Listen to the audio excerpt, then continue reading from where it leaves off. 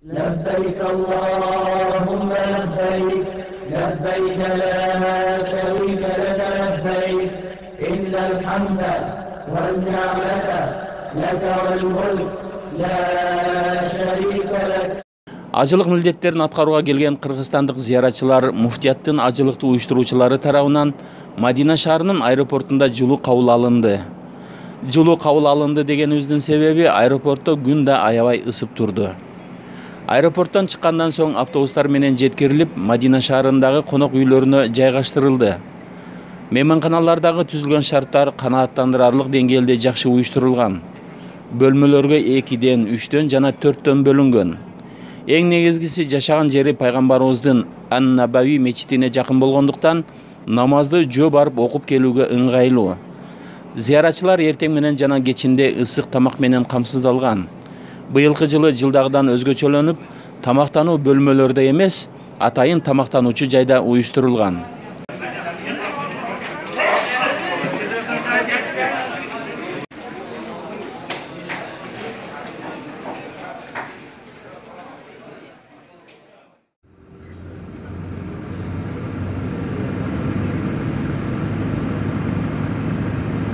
Аба ырайы тууралуу айта турган болсок, күн аябай ысык. Болжол менен 40-45 градустун тегерегинде. Бирок сыртта канчалык ысык болбосун, конок үйлөрдө, мечиттерде атайын музаткычтар бар болгондуктан салкын. Мындан сырткары мечиттин сыртындагы устундарда муздак шамал үйлөгөн желдеткичтер жайгаштырылган. Анын үстүндө кечиндеси жыйналып, күндүзү жазылып, күн нурунан коргоочу чатырчалар орнотулган. Мечитке келгендердин бут кийимдерин салсын деп атайын момундай болгон баштыкчаларды беришет. Кире беришинде адамдардын кыймылын жөнгө салган атайын тартип сакчылары бар. Ичине кирсеңиз жагымдуу жыт сезилип, сыртка караганда салкын болгондуктан жаныңыз жыргай түшөт. Суу сап калсаңыз ичип алсын деп атайын өзүңүздөр көрүп тургандай идиштерге замзам суусу даярдалган. Аласыз да каалаганча ичсеңиз болот. Устундары баары мрамор ташынан курулган. Муздак шамал ушул устундардын түбүнөн чыгып турат. Ар кандай улуттагы элдердин баары бир жакты көздөй намаз окуганын көрөсүң. Кечиндеси шам намазынын алдында орозо кармагандар үчүн атайын дасторкон салынат. Анда курма менен нан бар. Бир уртамдан чай да берилет. Мечиттин чоңдугун байкап сөзсүз таң каласың. Устундарынын симметриялуу жайгашканын, алардын бири-биринен анча алыс эмес орнотулганын, жана бири-биринен болгон түздүгүн көрүп оозуң ачылат. Жогору жагын шыбын карасаң аябай сонун болуп кооздолгон. Жалпы эле мечиттин аябай бекем курулганы даана байкалып турат. Албетте, пайгамбарыбыздын мечити ушундай гана болушу керек эле деген сөздү айтууга аргасыз болосуң. Бул мечитте бир жолку окулган намаз үчүн 1000 сооп берилери кимди болбосун кубандырбай койбойт. Эң алгач келгендери сөзсүз пайгамбарыбыз Мухаммад саллаллаху алейхи ва саллям менен учурашып чыгуусу зарыл. Ага ушул өзүңүздөр көрүп турган Ассалам деп аталган эшиктен кирилет.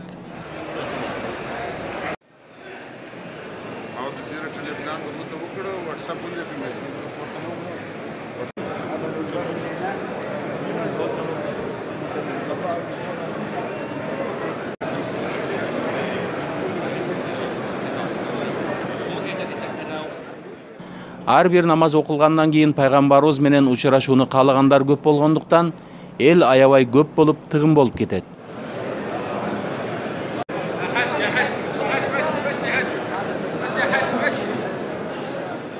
Чынын айтсам, мусулмандар үчүн ыйык болгон мындай жайды видеого тартып көрсөтүү күнөөлүүбү же жокпу аны билбедим. Күнөөлүү болосуң деп айткандар да бар. Бирок боло берсе керек дегендер да жок эмес. Канкен чакта да тартып сиздерге көрсөткөн болсок, эч кандай жаман оюбуз жок. Тескерисинче барып келүүгө мүмкүнчүлүгү жетпегендерге тааныштырып сооп алабызбы деген үмүтүбүз бар. Кудай сактасын, эгерде күнөөлүү иш болсо, анда сиздерден суранабыз. Биздей күнөөкөргө Алла Таала өзүң кечир деп дуа кылып коюңуздар. Телевизордон көрдүм, жетиштүү деп ойлобоңуздар. Кыргызда 1000 уккандан бир көргөн артык деген сөз бар эмеспи? Ошол сыңары сөзсүз өзүм барып келем деп ниет кылыңыздар. Дагы бир белгилей кетчү нерсе, мечиттеги болгон окуяны түз алып телевизордон көрсөтүү үчүн атайын видео камералар ар кайсы жерлерге орнотулган. Мадинадагы жана Меккедеги мечиттерди күндүр-түндүр токтобостон 2 канал түз алып көрсөтүп турат. Бул ыйык мечитке келип пайгамбарыбыз саллаллаху алейхи вассалам менен учурашуунун, аны зыярат кылуунун пайдасын илимдүүлөрдөн сурасаңыздар айтып беришет. Өзүңүздөр байкап тургандай элдин баары пайгамбарыбызга салават айтып киришет.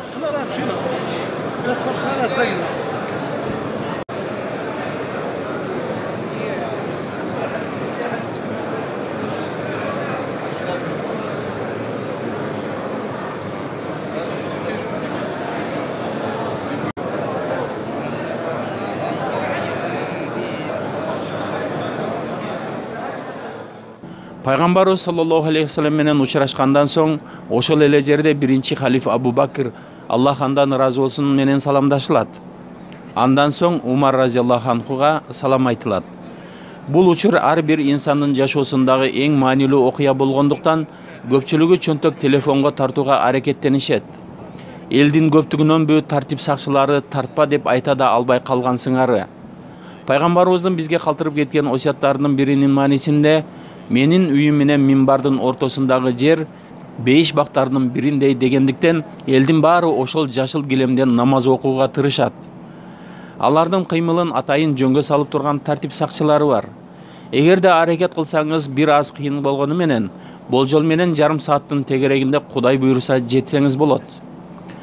Баса дагы бир сөз айта кетчү нерсе, аял кишилерге бир күндө 2 жолу пайгамбарыбыз саллаллаху алейхи вассалам менен учурашууга мүмкүнчүлүк берилет.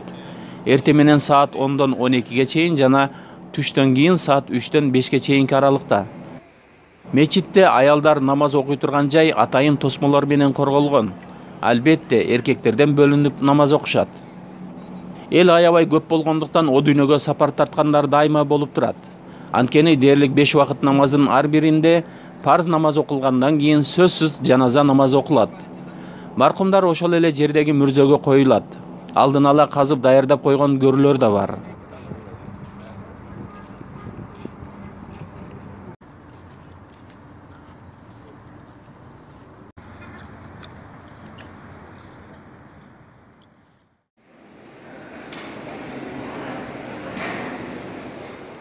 Мечиттин ичин дайыма тазалап турган кызматчылар бар.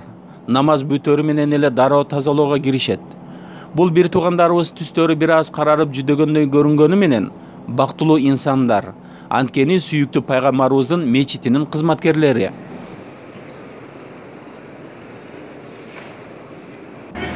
Ошончо көптөгөн элдердин арасынан кыргыздын калпагы тим эле эң сонун көрүнөт.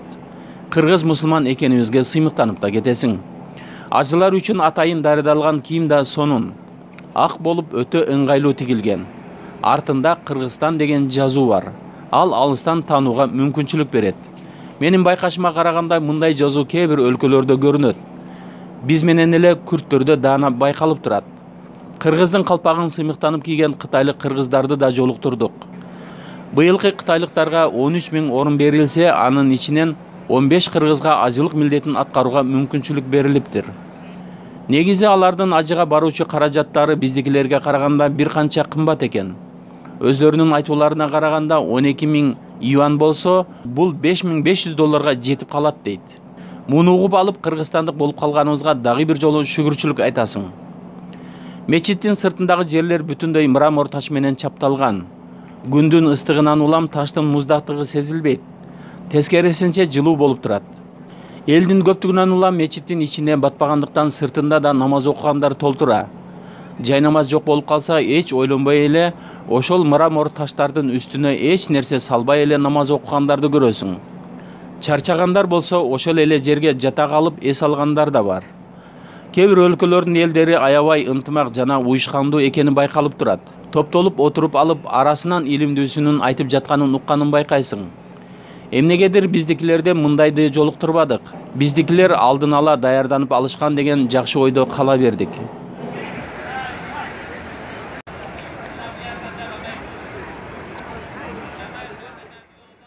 Мечиттин айланасында көптөгөн дааратканалар бар. Алардын көпчүлүгү жердин астында 4 кабаттан турат. Адамдар канча көп болбосун баарынан даарат алууга мүмкүнчүлүк бар. Анча кезек деле күтпөйсүң. Дааратканада толук мрамор таштары менен жасалган. Нымдуулук такыр сезилбейт. Күн ысык болуп, суу болгон жер тез эле кургап калат. Жагымсыз жыт да анча сезилбейт. Ушундай жакшы шарттарды түзүп койгон пайгамбарыбыз саллаллаху алейхи ва салламдын урпактарына Аллах Таала өзү ыраазы болсун деп айткым келет.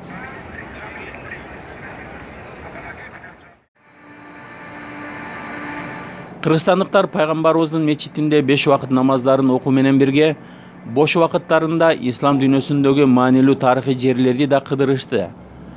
Биз кошулуп барган топ эң алгач бир эле жерде бири-бирине жакын жайгашкан 7 мечитке барды. Бул жайда токтоонун анча деле зарылдыгы жок деп айткандыктан бизди ташып жүргөн уна токтогон жок. Алыстан көрүп кайта бердик. Şu ürünler koruklaş noktaları bo'lgan. Ularning mavqiflari ham juda ochib berilgan. Hattoki arablar ketib qolgandan keyin ham yahzabuna al-ahzaba lam yadhhabu. Hatto bu arablarni bu toifalar hali ketmadi deb o'ylaydigan bir toifalar bo'lganligi, hattoki ketib qolgandan keyin ham Андан ары 2 кыблалуу мечитке бардык. Ал Кыблатайын деп аталат. Азыр намазды кыбла Каабатуллага карап окуса, качандыр бир мезгилде анын тескери жагы Иерусалим жакка карап окулган. Экөө бири-биринен 180 градус айырмаланып турат. Кыргызстандыктар тарыхый учурдешип башка элдер сыяктуу эле ичинде 2 рекеттен намаз окуу менен бирге эстелик болсун деп аябай сүрөткө да түшүштү.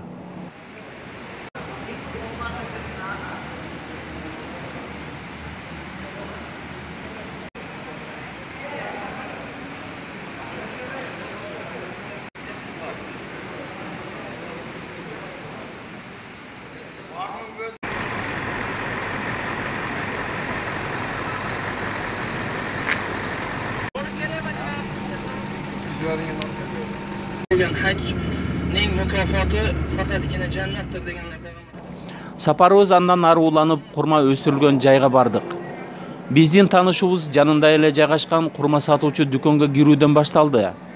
Үйдөгүлөргө ооз тийгизебиз деп зыяратчылардын баары курмалардын ар кандай түрлөрүнөн сатып алышты. Менимче курма саткандардын базары жакшы эле кызыды болушу керек.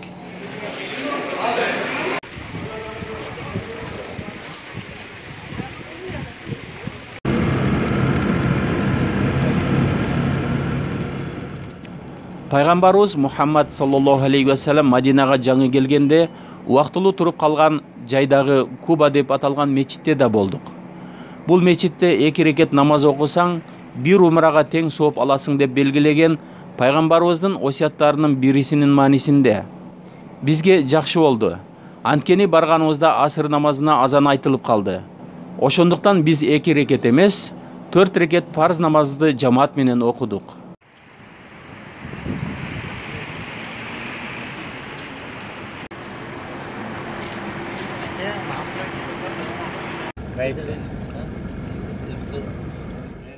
Келген эле автобуска кайра олтурдук да сахабалардын жашоо тарыхында өзгөчө орду бар Ухуд тоосуна бардык. Бул жерде Мадина шаарындагы окуган студент балдар маанилүү тарыхый окуялар тууралуу элдерге баян кылып беришти. Качандыр бир мезгилде шахид болгон сахабалардын мүрзөсүнө жакын келгенде айтылуучу дубасы бар экен. Аны бизге студент балдар айтып турду. Биз болсо баарыбыз чогуу кайталап турдук. Dediler. Nimaga? Çünkü Müslümanlar hali yangi Müslümanıdır. Müslümanlar orasında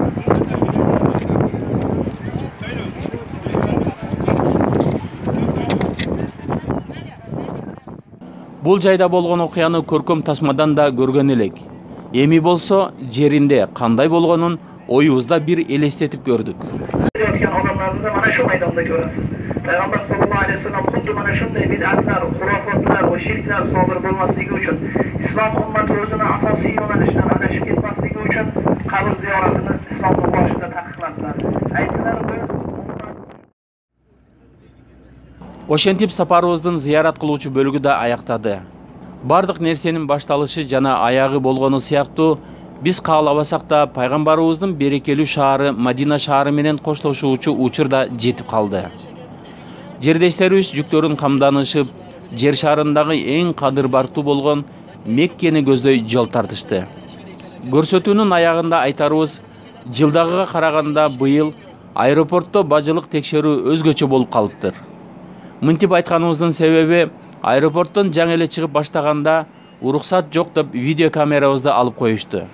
Ошондуктан сиздерге сунушталган ушул көрсөтүү толук бойдон кадимки эле чөнтөк телефону менен тартылды. Сапаты начарыраак болгону үчүн сиздерден кечирим сурайбыз. Бизди кечирип коюңуздар. Кандай болсо да убакыт бөлүп көрүп койгонуңуздар үчүн сиздерден Аллах Таала өзү ыраазы болсун. Жашооңуздарда дайыма ийгиликтер гана коштоп жүрсүн. Кийинки окуяларды Кудай буйруса Кадыр Барктуу Меккеден улантабыз. Азырынча ассаламу алейкум.